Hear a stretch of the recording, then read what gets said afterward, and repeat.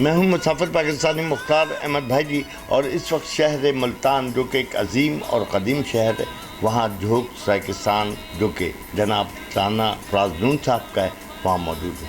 آج جھوک سرائیکستان پہ رانا فرازدون صاحب سے ملک کی سیاست پر بات ہوگی۔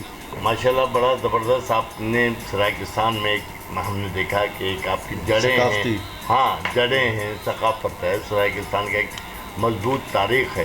تو رانا صاحب ایک لمحے کے لیے یہ بھی ہوا تھا کہ آپ تھوڑا تحریک انصاف کی جانب بڑھے تھے، ہاں تھوڑا بڑھے تھے یا حوصلہ افزائی کی تھی۔ یہ 9 مئی کو اچانک یہ کیا ہو گیا، تحریک انصاف جو کہ پھل پھول رہی تھی اچانک ڈاؤن فال کا شکار ہو گیا، تو آپ کیا سمجھتے ہیں اس کے پیچھے کیا رہا؟ جی بسم اللہ الرحمن الرحیم، شکریہ مسافر پاکستانی بھائی جی کہ آپ نے ہمیشہ وسیب کے اہم سلگتے ایشوز کو اجاگر کیا۔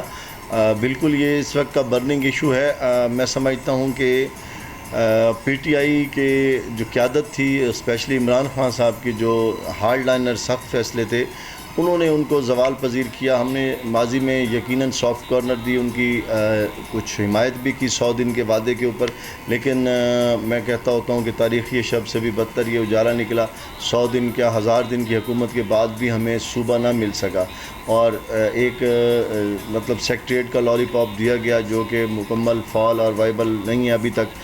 میں سمجھتا ہوں کہ ہماری محرومیوں کا حل مکمل ڈی سینٹرلائزیشن آف پاور ہے۔ وسائل کی منصفانہ تقسیم کا نظام جب تک قائم نہیں ہوگا ہم اسی طرح محروم رہیں گے، ہمارا یہ خطہ اسی طرح محرومیوں کا شکار رہے گا۔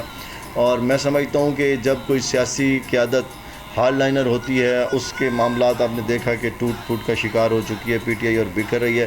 بہت سارے لوگ ہماری طرف بھی آ رہے ہیں اور مختلف جماعتوں کی طرف جا رہے ہیں۔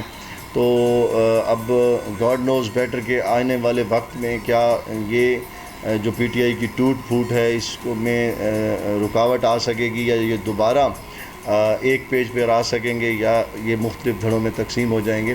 تو میں اپنے وسیب کے حوالے سے یہی کہوں گا کہ ہمارا اس دفعہ ہم نے یہ سوچا، ہماری جو سینٹرل کمیٹی نے یہ فیصلہ کیا کہ ہم نے ہمیشہ مختلف جماعتوں پر ریلائی کیا، کیونکہ اس وقت پارلیمنٹ میں ہماری نمائندگی موجود نہیں تھی، تو ہماری مجبوری تھی کہ ہم مختلف ان سیاسی جماعتوں پہ جو کہ اپنے منشور میں سرائیکی صوبے کو شامل رکھتی ہیں اور اس پہ کچھ نہ کچھ انہوں نے عملی کام کیا ہے، ان پہ ریلائی کریں۔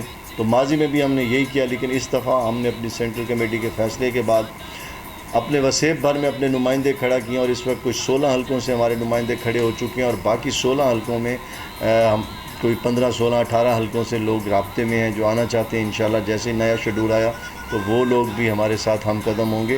تو میں سمجھتا ہوں کہ یہ اس وقت جو ملک کی سیاسی بنتی بگڑتی ہوئی صورتحال ہے، اس نے جہاں بہت ساری سیاسی سیٹ اپ کو متاثر کیا ہے، وہاں ایک اس کا تحریک کو یہ فائدہ ہوا ہے کہ جو مایوس لوگ تھے پی ٹی آئی سے، یا مایوس ہوئے ہیں یا کسی بھی خوف کی وجہ سے، وہ اب تحریک کا رخ کر رہے ہیں، اور تحریک میں الحمدللہ درجنوں کے حساب سے لوگ آئے ہیں اور مزید آ رہے ہیں۔ تو کیونکہ ان کو یہ پتہ ہے کہ الحمدللہ ہم نے گزشتہ کئی دہائیوں سے اس وسیب کی جدوجہد جو کی ہے، نہ کبھی جھکے ہیں نہ بکے ہیں، ہم نے بھی مقدمات فیس کیے ہیں، اس وقت بھی ڈٹے ہوئے تھے۔ ہم کل بھی سرے دار حقیقت کے امید تھے، ہم آج بھی انکار حقیقت نہ کریں گے۔ جبکہ پی ٹی آئی کا جو ورکر تھا وہ ایک پانی کے بلبلے کی طرح آیا، سوشل میڈیا کو دیکھ کے فوری متاثر ہو کے، اور فوری ہی اتنی سپیڈ سے بھاگ گئے۔ صوبے کی تحریک آپ کی جاری ہے یا بند ہو چکی ہے، ختم ہو چکی؟ جی صوبے کی تحریک تو بنیاد ہے سر ہماری، جیسے تحریک انصاف کا نام لے کر آئی اور پھر پولیٹیکل پارٹی میں کنورٹ ہو گئی، رجسٹرڈ ہو گئی، تو تحریک ہمارا بنیاد ہے ہماری، اس سے ہم نہیں ہٹ سکتے ایک قدم، وہی ہمارے نظریات ہیں۔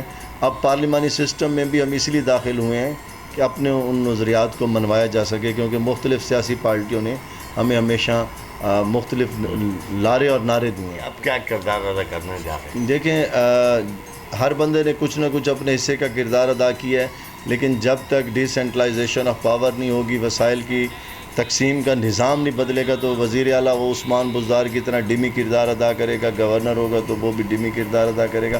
جب تک ہماری اپنی وسائل پہ اپنا اختیار نہیں آتا، تو سب سے پہلی ضرورت ڈی سینٹرلائزیشن آف پاور ہے، وسائل کی منصفانہ تقسیم کا نظام ہے، جس کے بعد میں سمجھتا ہوں کہ تمام مسائل حل ہوں۔